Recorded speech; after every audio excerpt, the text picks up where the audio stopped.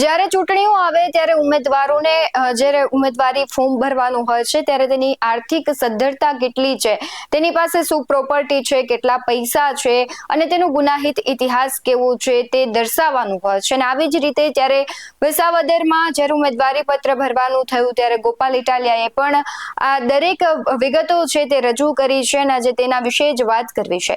નમસ્કાર, આપની સાથે હું ભગવતી વિસાવડિયા.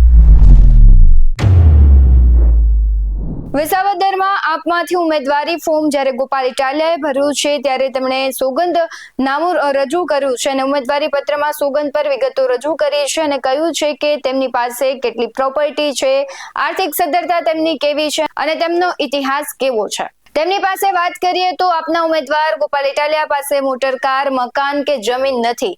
વિસાવદર વિધાનસભાની પેટા ચૂંટણીમાં તેઓએ ઉમેદવારી ફોર્મ ભર્યું છે અને તેમાં તેમણે લખ્યું છે કે તેમને કેસ અને સંપત્તિની સહિતની જે વિગતો છે તેમાં ઇટાલિયા પર અલગ અલગ કુલ 21 ફોજદારી કેસ થયા છે તેમની વિગતો સામે આવી છે અને તેમાંથી એક પણ ગુનામાં ગુનેગાર તેમને ઠેરવવામાં આવ્યા નથી.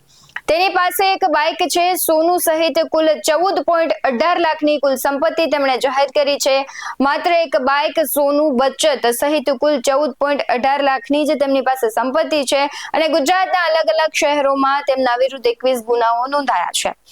તેમની પાસે ફોર વ્હીલ નથી, કાર નથી, એટલે કે માત્ર ખાલી એની પાસે 30,000નું એક બાઇક જ છે અને અનેક શહેરોમાં જે ગુનાઓ નોંધાયા છે તેના વિશે વાત કરીએ તો ગોપાલ ઇટાલિયા સામે Gandhinagar, Surat, Umrala, Udhna, Gandhinagar, Infocity, Umrala, Ahmedabad, Maidarpura, Kapodra, Udhna, Mehsana, Olpad, Ahmedabad, Ranip, Kapodra, Anand, Vidyanagar, Botad, DCB Surat, Gandhinagar sector 7, DCB Ahmedabad, Gandhinagar સેક્ટરમાં જે માણસા પોલીસ સ્ટેશન છે ત્યાં પણ તેમના વિરુદ્ધ ગુના નોંધાયા છે. આ ઉપરાંત તેમની પ્રોપર્ટીની વાત કરીએ તો તેમની પાસે 7.53 લાખનું 70 ગ્રામ સોનું છે અને 37,000નો મોબાઈલ છે, 25,000નું કોમ્પ્યુટર છે, JINC લીગલ ભાગીદારી પેઢીમાં 25,000નું તેમણે રોકાણ કરેલ છે, પરિવારની 28,000ની હેલ્થ પોલિસી છે તથા બેંક એકાઉન્ટમાં 73,278 અને બીજા ખાતામાં 5,000 અને ચૂંટણી ખર્ચ માટેના ખાતામાં 11,000 તથા હાથ પર 4.27 લાખની રોકડ દર્શાવેલ છે.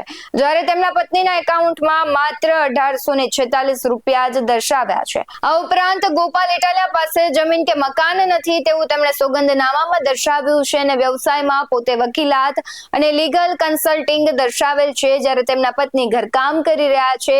છેલ્લા 5 વર્ષની વાર્ષિક આવકની વાત કરીએ તો 4.39 લાખથી વધુમાં વધુ 5.78 લાખ સુધીની હોવાનું રિટર્ન ભરેલ છે. પોતાની મતદાર યાદીમાં નામ ભાવનગર જિલ્લાના ગરડા વિધાનસભામાં નોંધાયેલું છે. તેના પર કેવા ગુના નોંધાયા છે તેની વાત કરીએ તો બદનક્ષીના 2 છે, ધાર્મિક લાગણીના 2 છે, જાહેરનામામાં 8, પેપર લીક કાંડના વિરોધમાં ભાજપના પ્રદેશ કાર્યાલયે ગેરકાયદેસર મંડળી રચી ટોળું કરી અને એક સંપ થઈને ગુનો નોંધ્યો છે. એમાં પણ એક છે ચેપ્ટર કેસમાં એક સરકારી અનાજ કૌભાંડ ખુલ્લું પાડવા બાબતે ફરજમાં રૂકાવટ, ધમકી આપવી, પરવાના વગર હથિયાર જેવું સાધન વાપરેલ તેવો વિડીયો બનાવી ફરતો થયેલ હતો. ત્યારબાદ પોલીસ બંદોબસ્ત માટે ઉશ્કેરણી, ગેરકાયદેસર પ્રવેશ, ફરજ રૂકાવટનો છે, ખોટી ઓળખાણ આપવી સહિતના ગુના આપના ઉમેદવાર એટલે કે ગોપાલ ઇટાલિયા પર દાખલ થયા છે. તેમણે બીજા આપણે ભાજપ અને કોંગ્રેસના જે ઉમેદવારો છે તેમની કમ્પેરિઝન કરીએ તો ગોપાલ ઇટાલિયા આર્થિક સદ્ધરતા એટલી નથી દર્શાવી અને કદાચ હશે પણ નહીં, પરંતુ જે પ્રકારે તેમના ગુનાઓ નોંધાયા છે તેમનો ગુનાહિત ઇતિહાસ ધરાવે છે. આ મુદ્દે તમારું શું કહેવું છે કમેન્ટ કરી જરૂરથી જણાવજો. આવા જ વધુ અહેવાલો સાથે ફરી મળતા રહીશું. તમે અમારી YouTube ચેનલને સબસ્ક્રાઇબ કરવાનું, અમને Facebook અને Instagram પર ફોલો કરવાનું ભૂલશો નહીં. બાકી અવનવી અપડેટ મેળવવા માટે આપ જોતા રહો BS9 TV ન્યૂઝ. નમસ્કાર.